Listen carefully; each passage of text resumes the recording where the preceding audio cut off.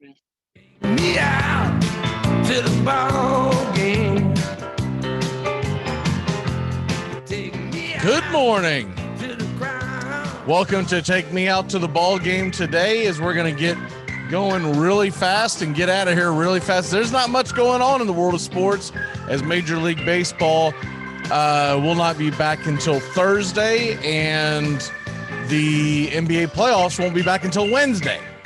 So we are going to take tomorrow off, because after looking at this is just, there's nothing going on in the world of sports. Something breaks and there's a big thing, we'll do it, but there's no point in doing one of these tomorrow, because there's even going to be less to talk about.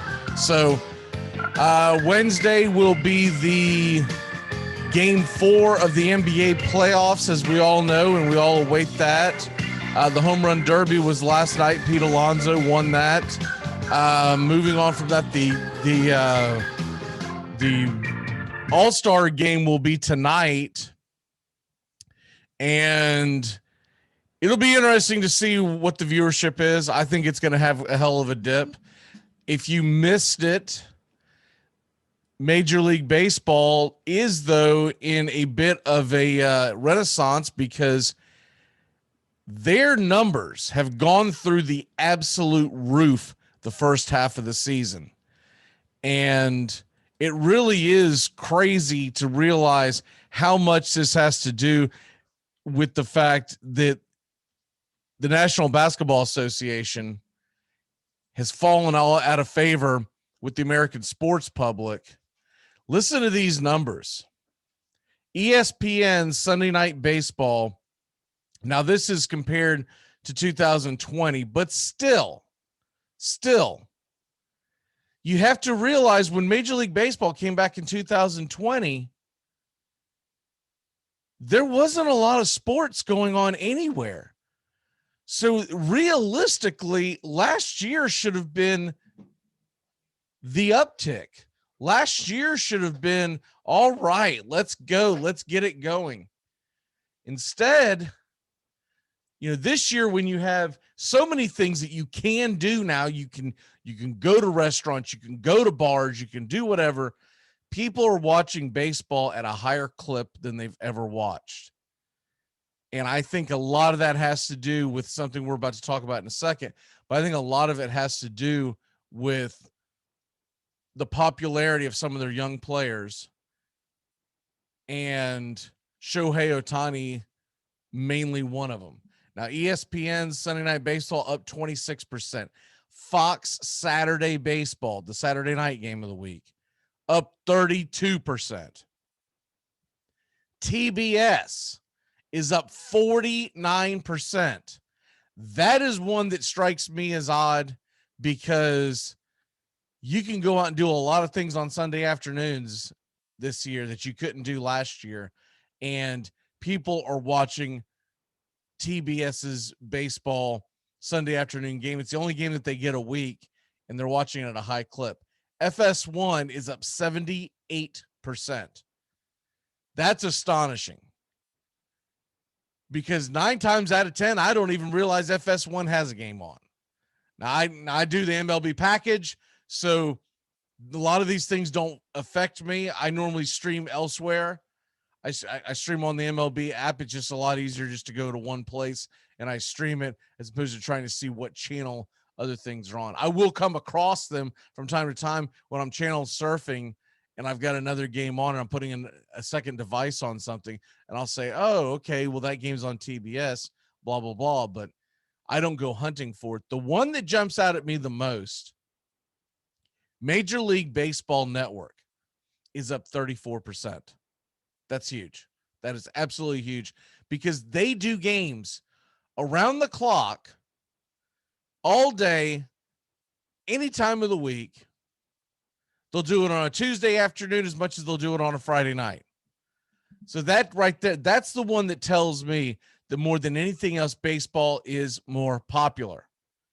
Because when you're getting 34% tick up in viewership than you were getting before, and it could be a Wednesday afternoon, it could be a Saturday morning game, It could be your Friday night, Saturday night game. That tells you a lot about the popularity. It's the most watched first half in its history. 6 billion plus total minutes watched, up 67% for what they're considering the first half. That's a little disingenuous. I'll take that number and set it off to the side. You only had 60 games in last year. So how the hell did you have a first half? So that would be hard to factor. But the top 10 most watched days ever were in this first half, and the top 4. What a lot of this has to do is the fact that you can stream Major League Baseball. It's such an easy clip. It's so easy to stream it, and I think that's been the biggest reason why. I don't think this has anything to do with people logging in to their Comcast or their DirecTV. This is people going on the app, or they're going on several different kinds of apps, whether it's YouTube TV, whether it's Hulu, whatever, but they're going in and they're finding their ESPN games. They're finding their Foxes and whatnot. But when you see the 6 billion total minutes watched, that is just pure streaming guaranteed across the board. So there you have that. What ties into this, and this is the big story of yesterday, Stephen A. Smith of ESPN made a very strange and racist comment. And normally I don't throw people under the bus for comments because you can read into a lot of things. But his comment was that he did not think it was good for Major League Baseball that one of their top stars did not know English. That is about as old school racist comment as you can come up with. And you can walk it back, which I'm sure he will, because he got a lot of flack on Twitter for it. You can walk it back, but at the core of that is a very disturbing comment. That he feels like Major League Baseball is not being well served by someone who was not born in the United States. It's at least a nationalist comment. But the Major League Baseball would be better off with, and you know, what's strange about this, Stephen A. Smith doesn't really know baseball. He's much more of a basketball fan.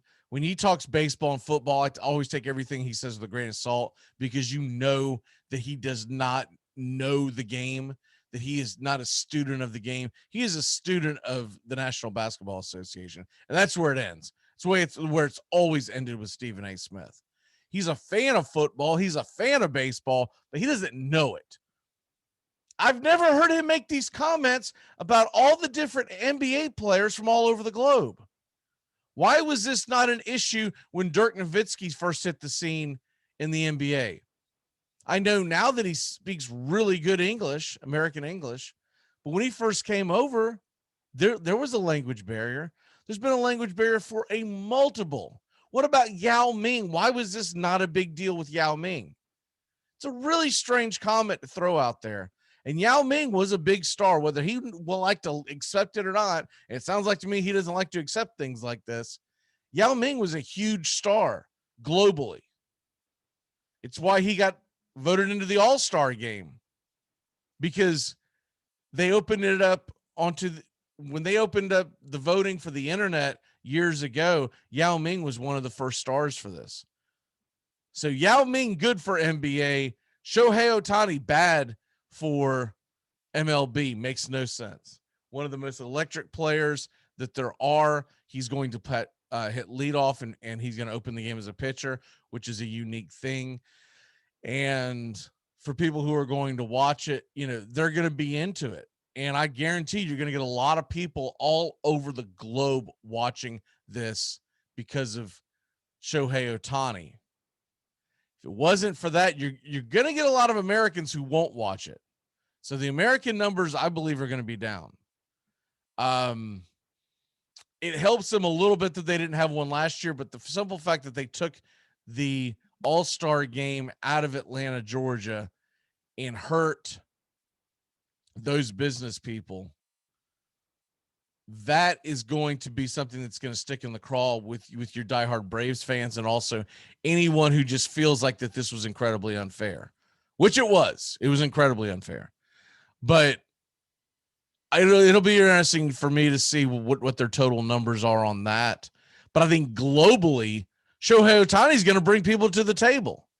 And Major League Baseball has always had guys in every dugout that did not have a strong command of the English language.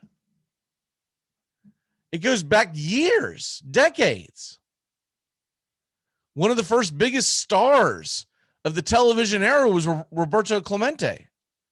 Today, Ronald Acuna Jr. has to have an interpreter post-game. That hasn't hurt him one bit. Why was it never brought? Why did he never bring that up? And that's why he comes off as he's focusing on someone's race and skin tone, because if you're not going to bring up some of the other players, why is Ohtani? Because he's Asian? It's weird. Really is a weird comment. I don't think you'll see Stephen A. Smith get any kind of backlash for this from ESPN. They've never stood tall when it comes to being on the right side of things like this, but they are quick to send people like Rachel Nichols to the bench during the NBA Finals because of a leaked audio from a year ago that was leaked by a woman who's trying to take her job / in the middle of a contract dispute. But something like this that he says on national television without blinking, it's a problem. And it just shows you the bigger issue that ESPN has. And it's why their viewership has fallen for years and years. It's been a steep decline. They don't get the common man, the common woman, however you want to say it. They don't get the common fan. The common fan doesn't want this junk in their life, and the numbers show it. Okay, we will see you. Like I said, we're not going to do one of these things tomorrow. There really is no sense in it. We'll be back Friday. There's only one game on Thursday, so we will be back Friday and be ready to roll with the take me out to the ball game. It's brutal trying to do it when there's absolutely no news. But if something like this Stephen A. Smith busts out, you can best believe I'll be doing one. We'll see you tomorrow. We'll see you Friday. All right, take me out to the ball.